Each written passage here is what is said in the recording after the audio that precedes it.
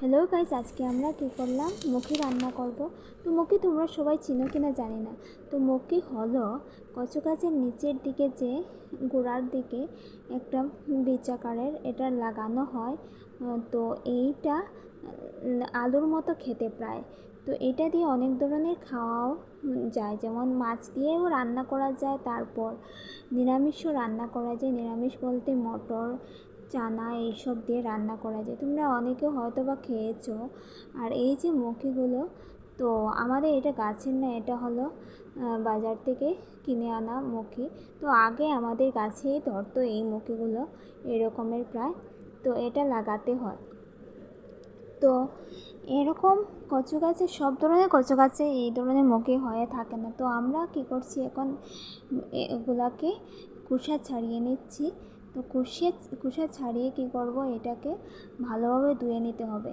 তো এটা কচুমুখী যাইও বলো, অল্প অল্প চুলকাতে পারে। তো আমরা কি করছি, ভালোভাবে ধুয়ে ঝুড়িতে ঢেলে দিলাম। তো ঝুড়িতে ধুয়ে ঢেলে দেওয়ার পর এটা কি করব, সিদ্ধ করে নেব। সিদ্ধ করলে অল্প নরম হয়ে যাবে, নরম হলে তাড়াতাড়ি রান্না করা যাবে। তো আর এই যে কচু বা মুখি যাই বলো, একটু একটু চুলকায়, তাই আমরা কি করলাম, সিদ্ধ করে নিলাম। সিদ্ধ করে নেওয়ার পর এটা সিদ্ধ করব বলে আমরা আগে মটর ভেজে নিচ্ছি।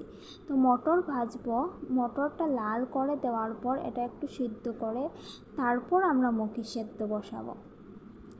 তো মুখি সেদ্ধ বসানোর জন্য আমরা কড়াইতে জল দিয়ে দিলাম, আর মুখিগুলো পুরোপুরিভাবে সবগুলোকে ছেড়ে দিলাম। অল্প নুন দিয়েছিলাম ওপর থেকে, যাতে তাড়াতাড়ি হয়ে যায়। তো এইভাবে সেদ্ধ হওয়ার পর কয়েক মিনিট পর আমরা নামিয়ে নিলাম। তারপরে আমরা আবার কড়াইতে তেল দিয়ে কি করলাম, ফোড়ন দিয়ে দিলাম। তো ফোড়ন দিয়ে দেওয়ার পর একে একে আমরা মুখিগুলোকে ছেড়ে নিয়েছি।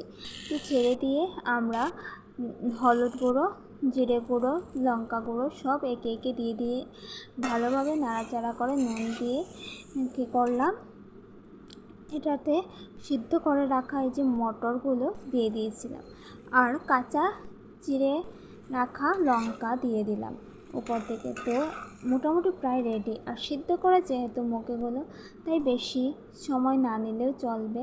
তোমরা দেখবে সিদ্ধ করা জিনিসে অতি সময় লাগে না রান্না করতে। তো এত ভালো